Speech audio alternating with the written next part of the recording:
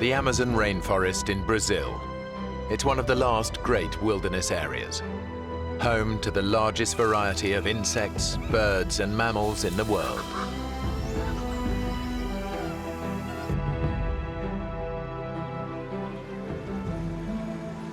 For Dave Boyer and Crystal Ramsey, it's the trip of a lifetime. Can you believe it? We're actually here in the Amazon. Hey, you know when I make a promise, I keep it. It's the realization of a dream they shared 2 years ago when they were a couple. Crystal and I dated for about 3 years, and really were the closest you could possibly be. One day we were talking about our passions, and I asked her the question, if you could go any one place in the world, where would that be? And the Amazon was #1 for both of us. Dave and Crystal aren't together anymore, but they are still close friends. There was no one I would have rather gone with than him. Dave knows that Crystal has had a long-standing struggle with depression. In school, where I met Dave, I had a very bad time with depression. Dave thinks this trip will be good for her, but he's also nursing a secret hope that it might just reignite their romance. She was the love of my life. I still envisioned spending the rest of my life with her.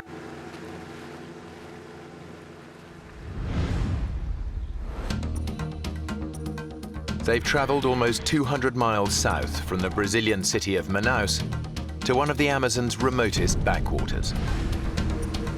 They plan to spend 2 months exploring the region. Their base, a small lodge in the heart of the rainforest. Around it is a network of clearly marked forest trails. Dave and Crystal spend their first 2 days checking out the shorter ones. Then they decide they're ready to take on the longest. It's known as the White Trail, and it stretches 3 miles deep into virgin rainforest.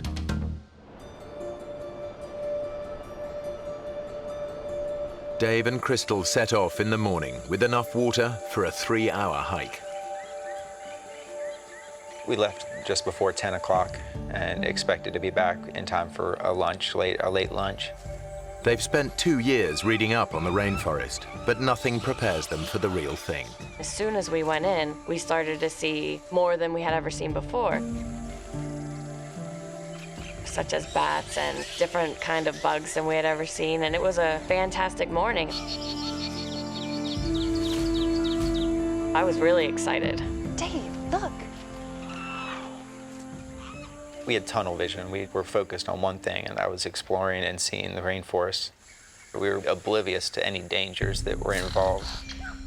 They are so absorbed by the sights and sounds of the forest, they don't notice that they've stepped off the marked trail.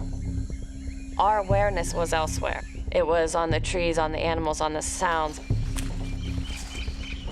They are now following paths made by animals. For the first time, they realize they're no longer on the trail. That's when I didn't know what to do. I was really worried. Let's see the map. I think I forgot the map at the lodge. I had left the map sitting on the dresser in our cabin. Dave. Look, I can remember it. I can. The map Dave left behind was a hand-drawn sketch of the area. He clearly remembers it showing the lodge at the bottom, which would normally indicate that it lies to their south. But the map isn't laid out in the usual way. To get back to the lodge, they actually need to head north. If we head south, that should take us back. You're sure? I'm sure. Okay. Come on, let's go.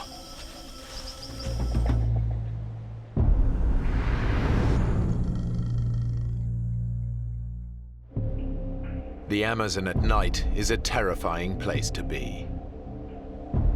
Dave and Crystal are totally defenseless, with no way to protect themselves from predators.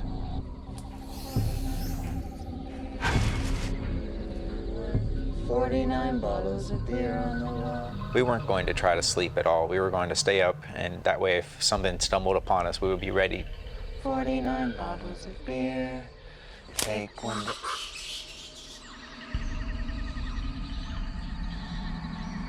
Jeez, did you hear that?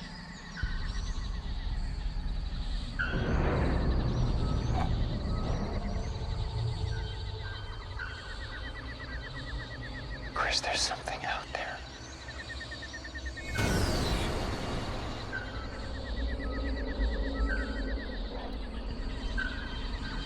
Do you think it could be a jaguar?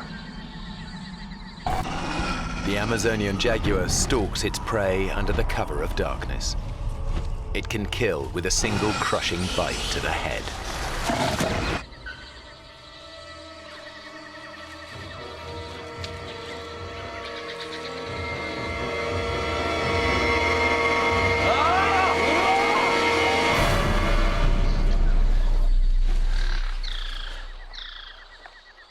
Whatever it was, Dave has scared it off for now.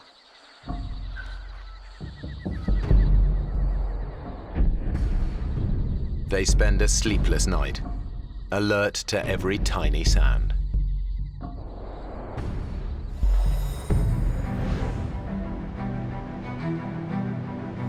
Dave and Crystal have survived the night unscathed, almost.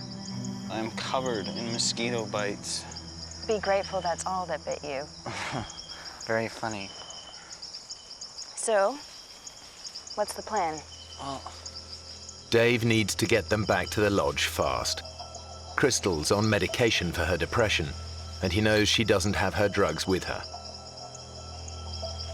She had never missed a day on that medication. this trail heads south, so it should take us right back to the lodge. Okay. So we'll be back for breakfast. Yeah. Let's get moving. I truly believe that we were close and we were heading in the right direction. We just had run out of time the night before. It was going to be a breeze. But with every step, they continue to move further away from the safety of the lodge.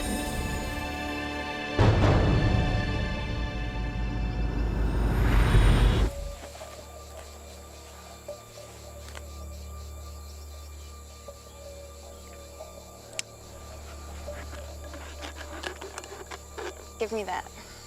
My plan was to use my sports bra as a filter. Okay. And I want you to pour that through the top here. Crystal's bra could actually filter out a number of nasty parasites. But it won't get rid of smaller microorganisms that could make them dangerously ill. Okay. Bottoms up.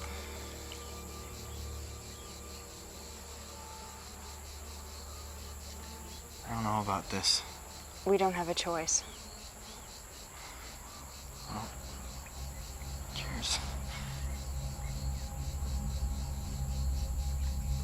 I took a small sip and kind of let it sit in my mouth for a second to taste it. Tastes okay. Kind of chalky. We were both worried about drinking water, but in the end, when it's 95 degrees and you're sweating like that, it's gonna be more painful not to drink it.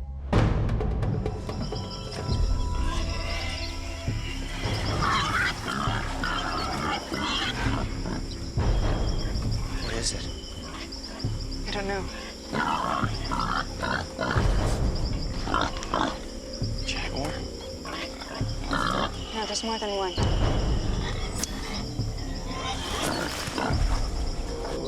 They've stumbled on a pack of wild Amazonian pigs. Dave knows how ferocious they can be. The locals have said that they're really the most dangerous thing to encounter in the forest other than a snake. They're aggressive. If wild boars got a hold of you, it'd probably knock you to the ground quickly, and then you would have several animals on top of you biting and really just eating and going to work. The way to avoid any confrontation is to let them know that you are different, that you are not something that's in their normal habitat.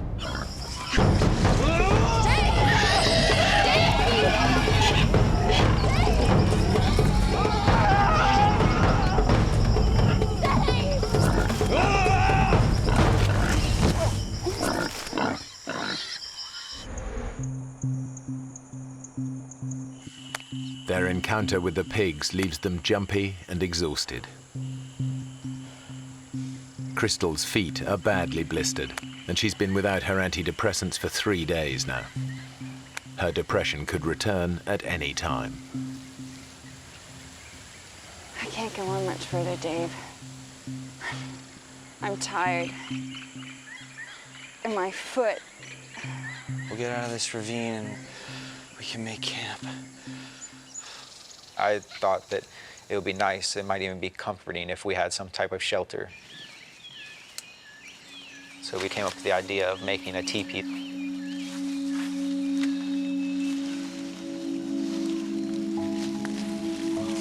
Excellent. Yeah. It was drawing us closer together. She told me that if I was as I was while we were lost, if we had always had that relationship in that past year, that we would still be together, that she saw all the things that she had fallen in love with in the first place. It looks good. We were trying to get our minds off of what we were going through, and we got even closer. My feelings had not changed since the day I met her. I was still in love with her. I still wanted her to be in my life and with me forever.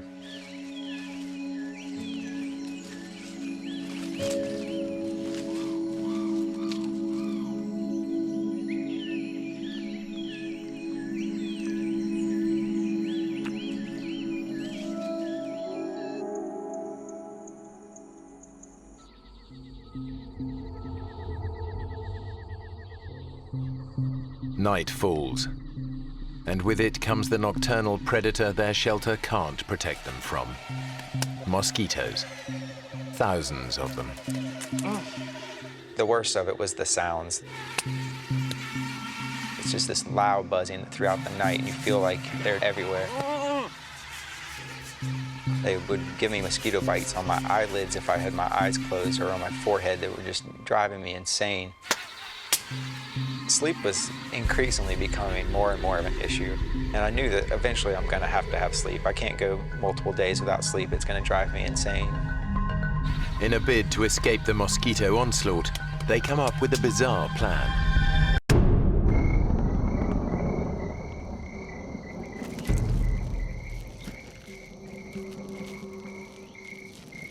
Crystal said, well, we should cover our bodies in mud. That would work well at keeping the mosquitoes off of us. We got inside the hole and pushed the mud in on top of each other, covered our faces, and we laid there in the mud and tried to be as still as possible. It actually felt pretty comforting laying there, and I felt like I was completely covered. I felt like I was going to be safe from the mosquitoes. I thought it was going to be a great night. But Dave couldn't be more wrong. A massive tropical thunderstorm is building in the skies above them, and it's about to put them in the greatest danger yet.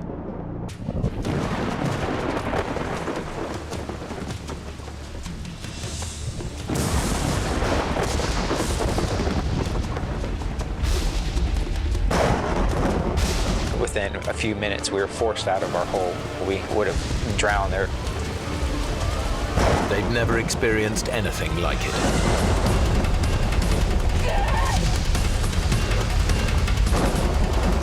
It's very hard to explain how loud it can get. You can't even talk to someone who's right next to you by screaming. That's the only way I can describe how loud it was. They are soaked within seconds. It was the coldest I had ever been. Couldn't stop. My body was just going into convulsions and shaking, and my teeth were chattering. Any hope of sleep is gone. Then, just when they think things couldn't get any worse,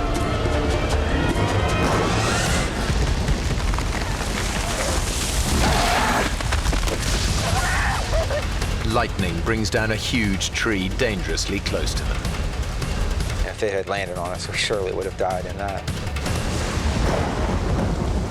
The storm has shaken Crystal to the core.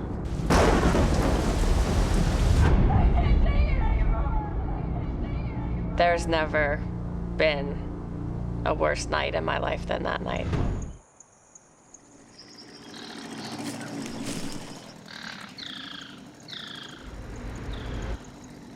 Then, after days of hearing nothing but the sounds of the rainforest, Do you hear that? What? Come on. Come on! Sounds like a boat! Come on! I was saying, come on, Crystal, this is it. We're rescued. Hey, we're over here! There's a boat really close. I can hear it. We're over here! This is over, like just so happy, cheering to each other. We're here! Hey! We're here! Oh. Do you hear anything? Then it was nothing. after 3 nights without sleep, Dave's senses are starting to play tricks on him. The sound in the jungle can't be trusted.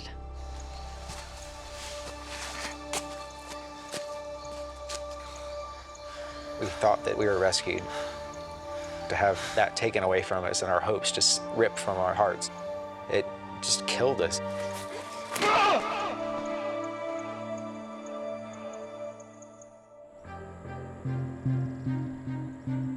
24 hours later, Dave and Crystal's situation is bleaker than ever. They are still hopelessly lost. And as their 5th night approaches, it's Dave who's struggling. Drained by lack of sleep and the effort of keeping Crystal going, he desperately needs rest.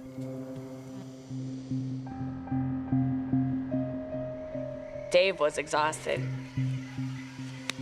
I was very worried about him, but there was nothing I could do to make him sleep. Damn it.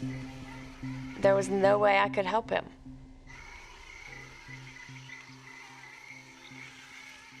As Crystal sleeps, Dave is once again tormented by mosquitoes.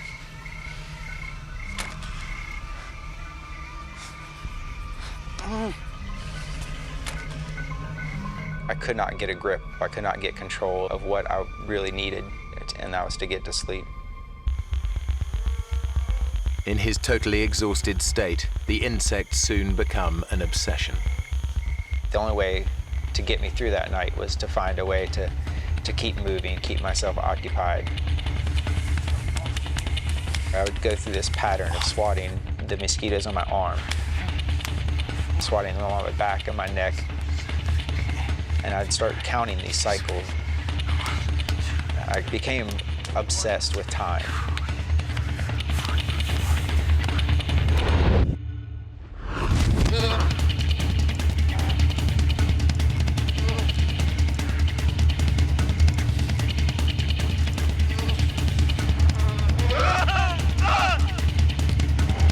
Sleep deprivation is taking its toll. Dave is beginning to lose his grip on reality.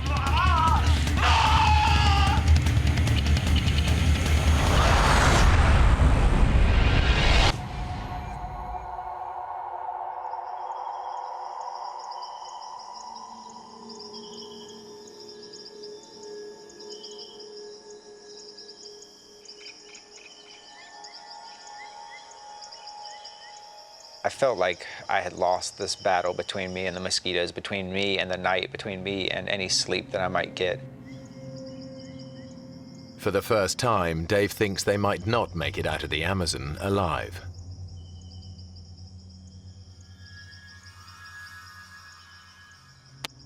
A horsefly came and bit me. I reached down and picked up the horsefly.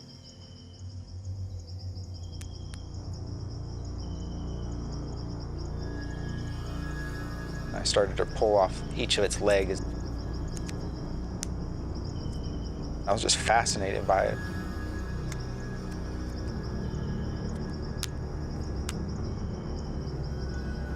and kind of led me to look over at Crystal and imagine our bodies laying there dead, and all the things that would come, take our bodies apart, eat from our flesh and drink from our blood.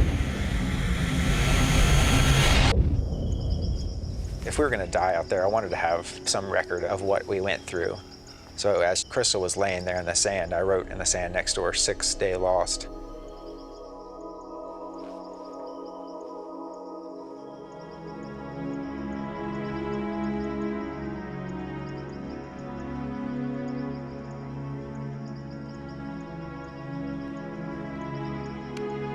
I wanted to document it as well as I could, so I'd snapped that picture, hoping that one day somebody would find our bones and our camera and see that we had been there on the 6th day.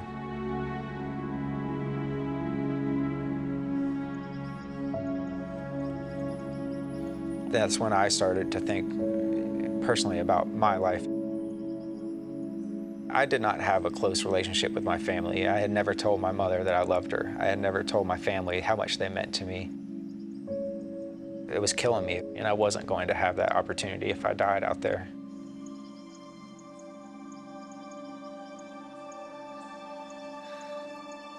That thought gives Dave the resolve he needs to keep going.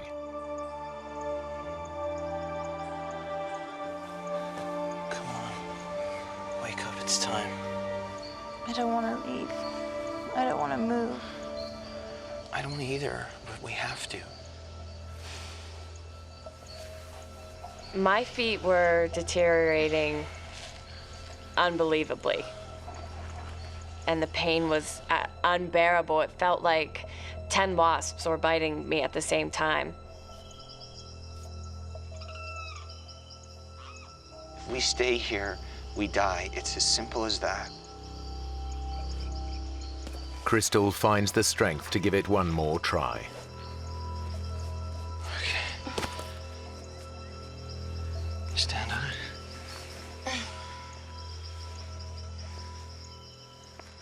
It's my girl.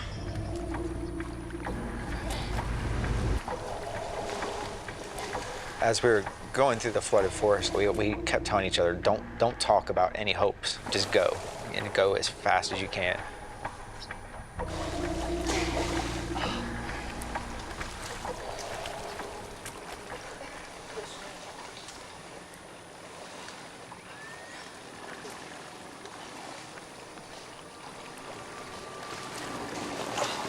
Dave, look! I thought to myself, I've got to be hallucinating.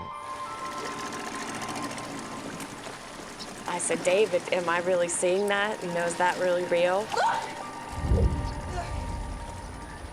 And he said it was. Hey! Hey! Hey! Hey! He didn't wave back at us. It seemed like he was miles away. We immediately just started screaming, help, help, help, help me, please.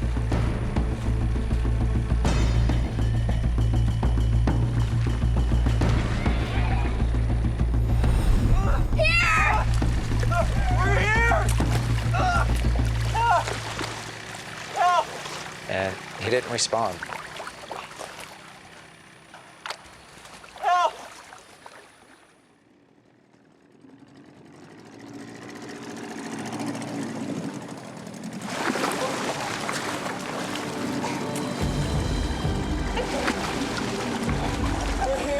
We learned in one split second that we were gonna live.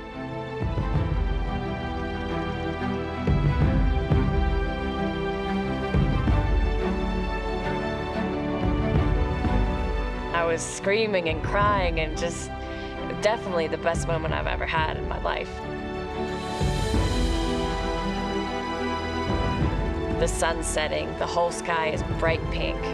And Dave and I are just looking at each other, and the tears are just running down both of our faces. And inexplainable joy, and we just looked at each other and looked up at the sky, essentially, and we're just so thankful to be alive. Dave and Crystal are incredibly lucky. Their rescuer chanced on them in a waterway that local boats hardly ever use. They find out later that search parties spent 4 days looking for them. But they never even came close to the remote spot where Dave and Crystal ended up.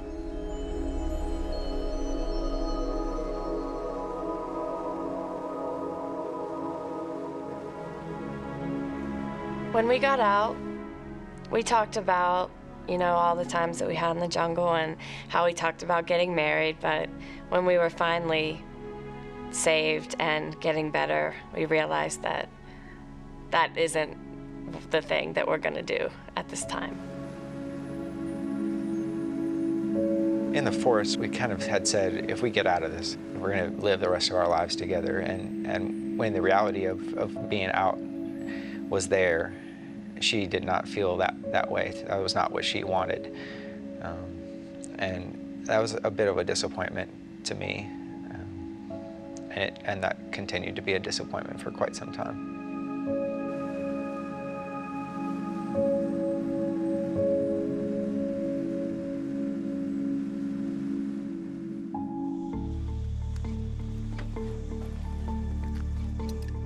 After camping out for a night close to the Grand Canyon's north rim, 5 Boy Scouts from Utah are about to make their very first descent to the bottom of the canyon.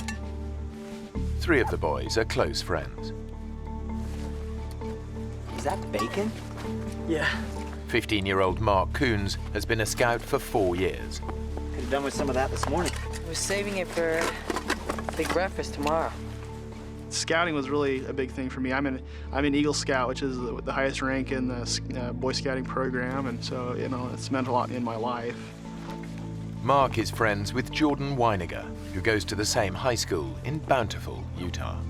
Every one of us boys, we'd grown up in the same neighborhood, gone to school together, and so we were excited to spend some time to bond and to have fun with each other. It's still kind of heavy with all this water. Nah, it's all that bacon I'm hearing about.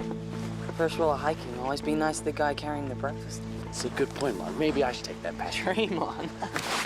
Making up the trio of friends is David Phillips. Check his roll. He's the most experienced hiker of the 3.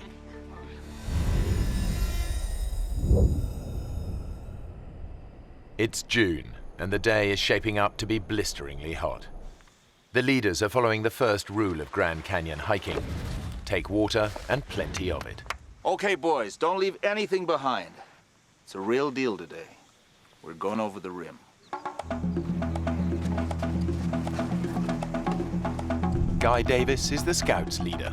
Most of the boys that went, I knew very well. They were about as high as kites. They were excited for the experience. I still remember my first time in the canyon. Veteran hiker Lauren Pace is in charge of navigation. Earl. He's also brought his brother Earl along. They're having a good time. Yeah, why not? Time of their lives. After a couple of hours hiking, the boys reach the canyon's north rim. When you walk around that corner and you see a huge panoramic view of cliffs, that go a mile down, there's nothing like it. They have no radio and they're out of mobile phone range. If anyone gets hurt, they're on their own. It was really steep.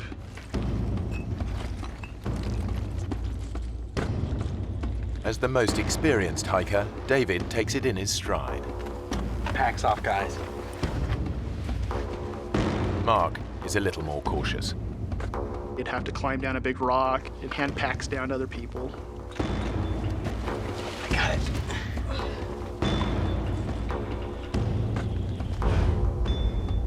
So at that point, it wasn't just a hike, it was more of a climb.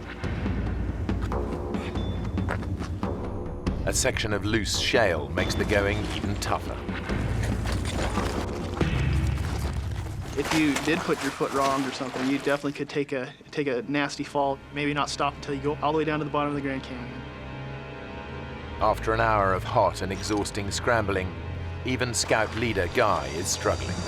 It's very difficult to keep your footing as you were sliding down.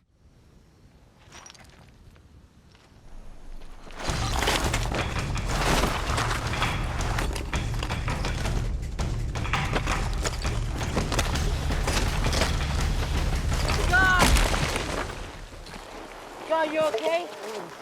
I hit a log straight on, and it just, I managed to catch it with the part of the body you should never hit a log with, and literally knocked the wind out of me considerably. You okay to stand? Well, let me take this pack. On 3, 2, 3. Careful. It's a lucky escape. It could have been much worse.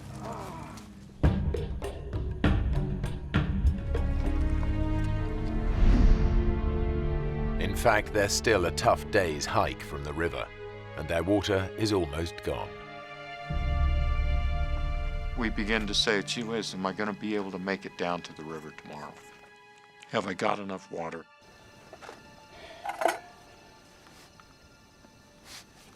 Their obsession with every drop of water is becoming overwhelming. Hey, Jordan. Don't let it boil. It's a waste. Just gonna heat it a little. Hey, George, they're much better dry. They're nutritious and delicious. It's like having loads of little worms in your mouth, just wriggling about. I'm not hungry. Come on, Mark. You gotta eat something. I thought it was odd that I wasn't hungry after all that work all day. I don't know if that's some kind of side effect of dehydration or not.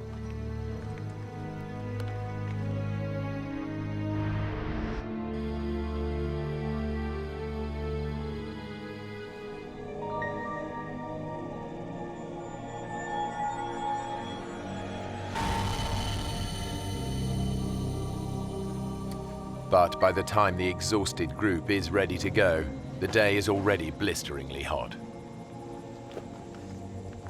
I know that when we did begin hiking, I don't remember what time it was, but the sun was on us. It was hot.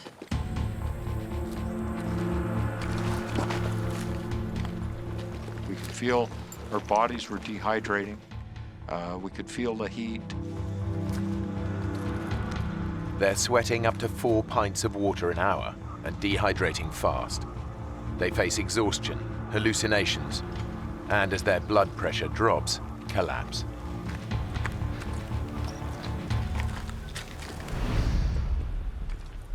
Just before noon, they face yet another ordeal. A grueling descent down a steep, rocky chute.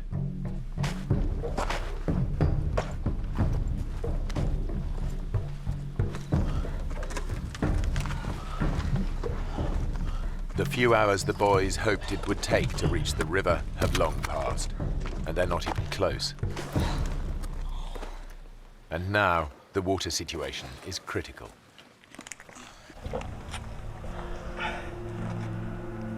Is that it? You? Not a drop. David shared a lot of his water. Who wants it? He gave the most of his water to anybody. Go on, Jordan.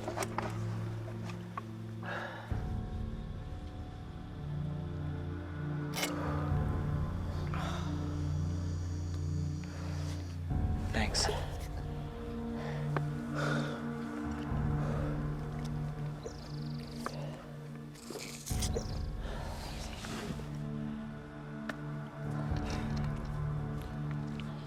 That's it. Their life-saving water has gone, and they're still a good half day from the river. I knew that we were out of water. I knew that, if we fooled around or wasted our time, I knew that we would run into trouble. Come on. Let's get to the river.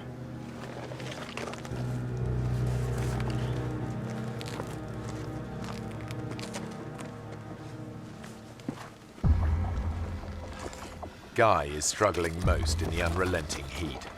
He's fallen behind the rest of the group. It was like being in an oven. I was physically exhausted. Severe dehydration is putting Guy's body under intolerable pressure. Finally, it just gives out.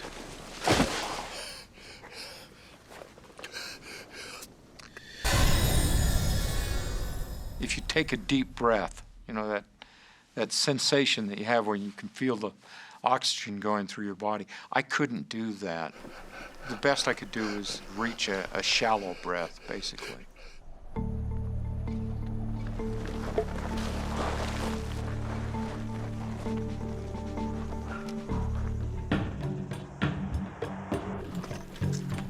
Two hours later, the whole group is desperate for water.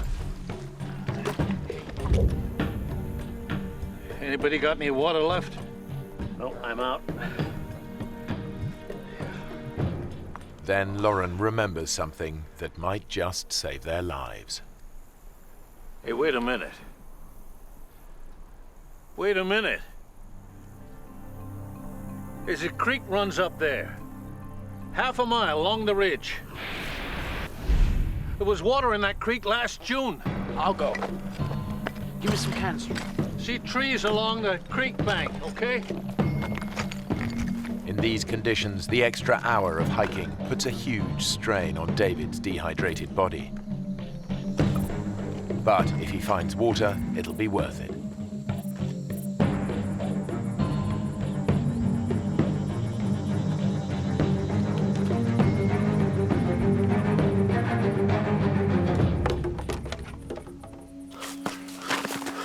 The creek is dry as dust.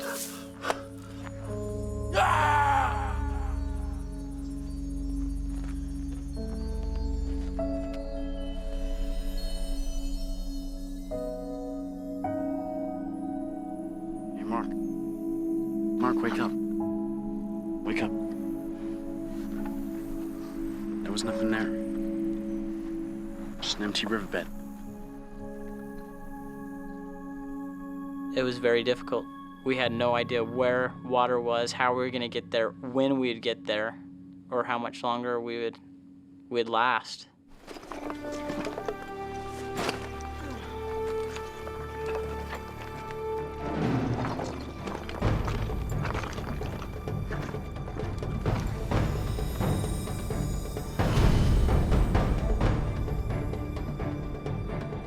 After 6 hours tough hiking, they're still a long way from the river. The temperature has climbed to a searing 112 degrees Fahrenheit. Dehydration and exhaustion are taking their toll. Our bodies became weak very fast. Our pace that we were walking slowed down extremely.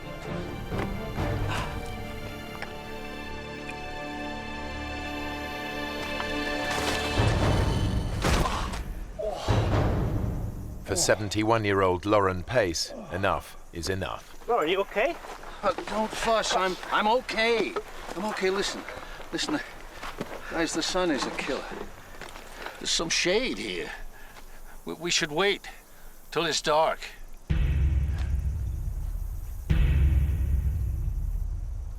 Lauren reckons that hiking at night will be less strain on their dehydrated bodies.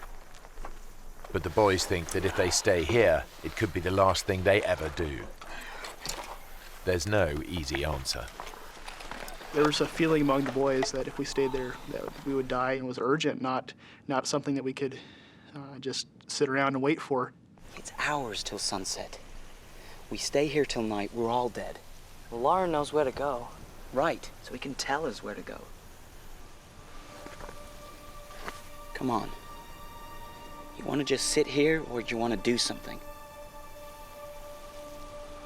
Let's do it. Mark? Okay. Going against their leader's advice is a big decision for the boys. Lauren, we need to go on. You shouldn't travel in this heat. We're going. When we left Lauren and Earl under that rock in the shade, it didn't feel like even a decision at all. It was more like, we have to. Armed with directions, the boys head out. They're determined to reach the river and bring water back for the others.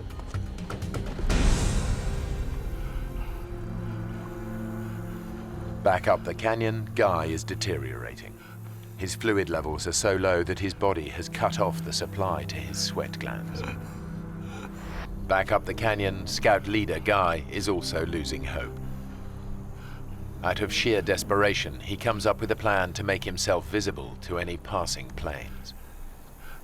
As I laid there, I knew that it would be hard for someone to see me because I was down below the level.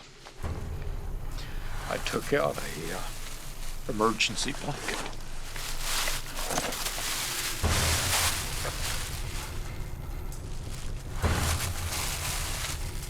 Guy is totally alone and virtually helpless. It's his darkest hour. When I realized how much of my strength it took just to do that, I was absolutely certain that there was no way out without help from somebody else. Sheltering under cliff-top boulders, the boys realize they face a slow and painful death from dehydration. In my mind, I knew we were gonna die.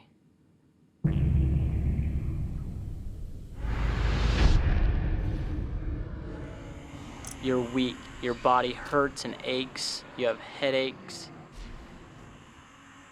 I just remember not knowing if I'd ever get up from that position. I remember that could be the last place I'd be, is under that rock.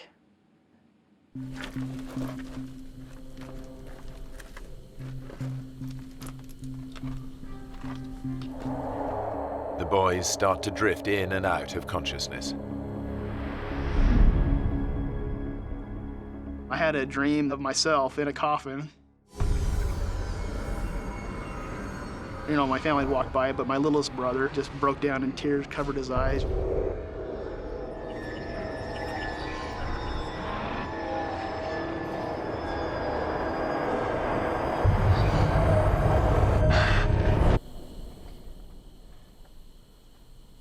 I woke up, and I was like, I don't want to die.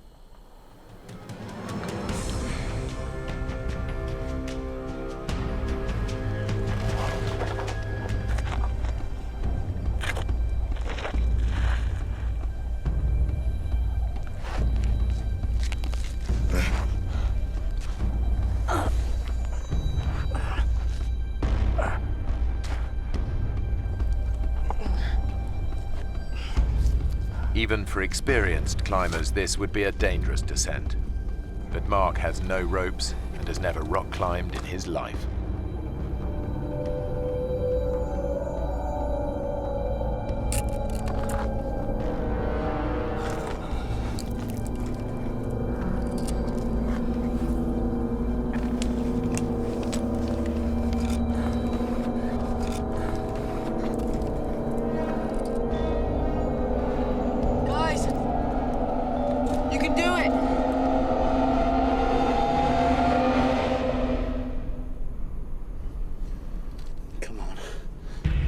I thought we were gonna die anyways. To me, death was gonna happen. And so it seemed like anything would be better, even if it was a ridiculous plan.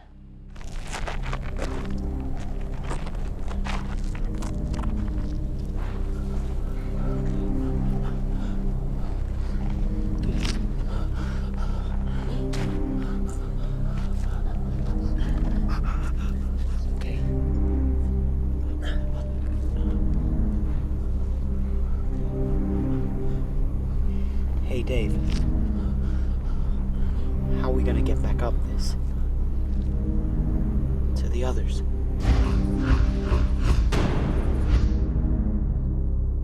We knew that it would be too difficult to get back to the top of that. And at that time we knew that there's no way we'd be able to make it back to them with water. But the boys have no choice.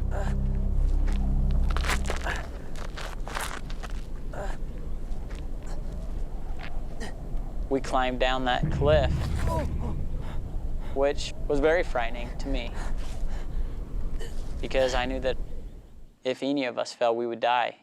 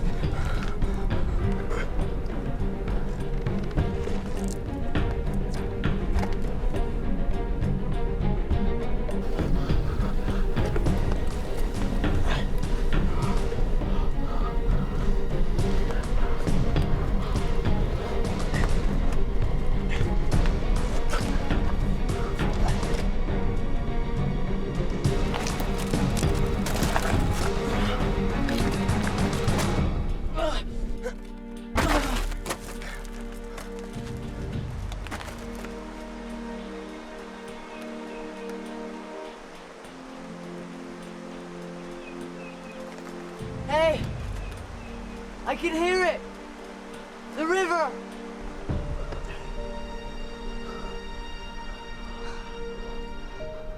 You okay, Dave?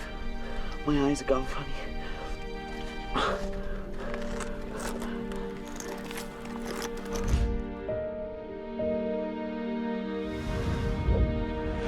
It's a terrifying climb, but David and Jordan finally make it down as well.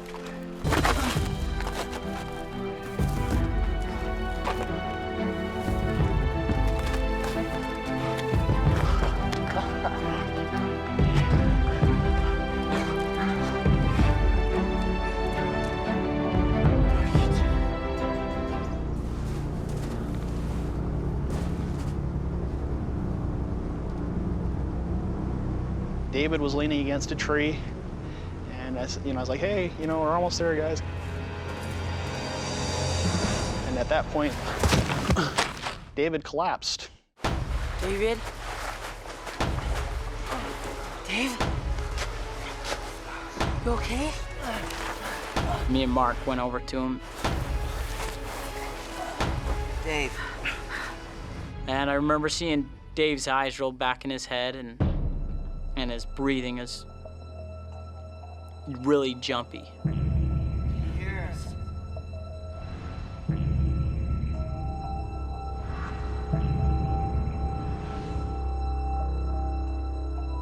And I just knew that we were in trouble. The three boys are in a remote part of the canyon, and dehydration has finally made 15-year-old David collapse with heat stroke. With little chance of help, the situation is desperate. Say something, David. I'd taken first aid merit badge, as a scout. David? They train you for extreme situations like this. I knew it was very serious. Hey, Jordan. You guys get to the river. Bring back water. We're gonna get you some water, all right?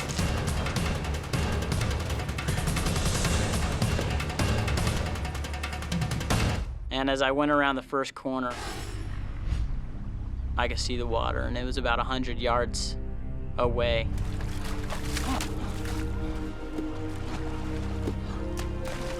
And I remember getting to the water and just being so grateful.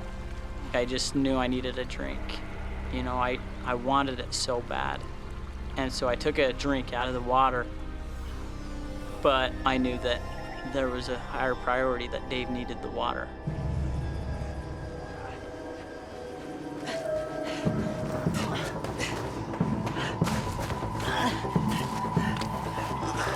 Why isn't he swallowing it? Pour it on him. So the next thing we could think to do was to pour it on him to cool him off. Come on, man. I'm out. I'll go. Hurry, okay? Hurry! I got to the river, and I took my bottles and I was filling them up and drinking a little bit. And when I pulled up the water bottle,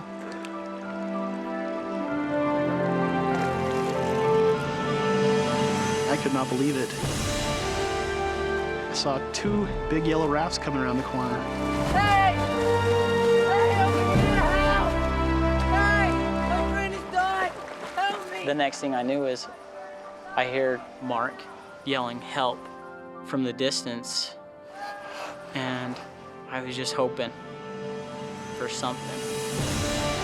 It's an incredible stroke of luck. A minute earlier or later, and the rafters would have passed by without finding the boys. David, can you hear me? What's more, the rafting party is made up of off-duty doctors and paramedics. Let's get him back down, let's get him wet.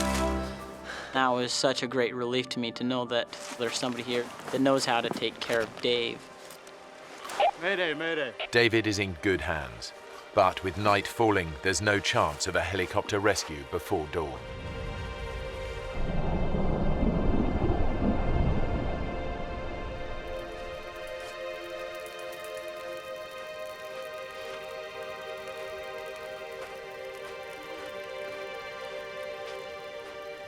It seemed forever that they were working on him, not knowing if he's gonna make it, not knowing if he'll die.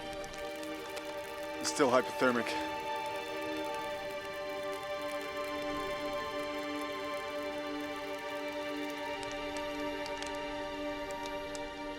It was dark, so I can't really put a time on it, but somewhere around 10 that night, the one that said he was a doctor came over and said, "I'm sorry to inform you, but your friend has just passed away."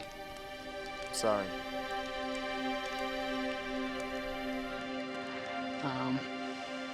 And it was a hard experience.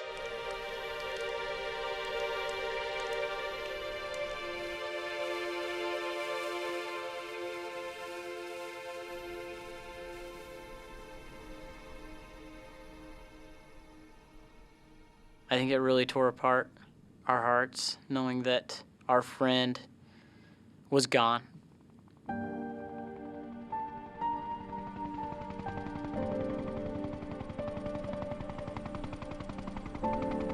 By the time rescue helicopters arrive the next morning, Earl and the other boys have made it down to the river.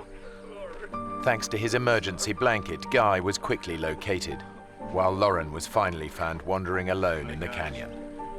They're all devastated by the news of David's death. It's so weird, and it changes your perspective on death when someone you know and someone you've seen and been with an hour before, or a couple hours before, and it was vibrant and wonderful and happy, and then he's gone. 10 years on, Jordan is a policeman in Utah, and Mark is training to be a dentist. They're still good friends. Neither of them will ever forget David Phillips, and both men stay in touch with David's family.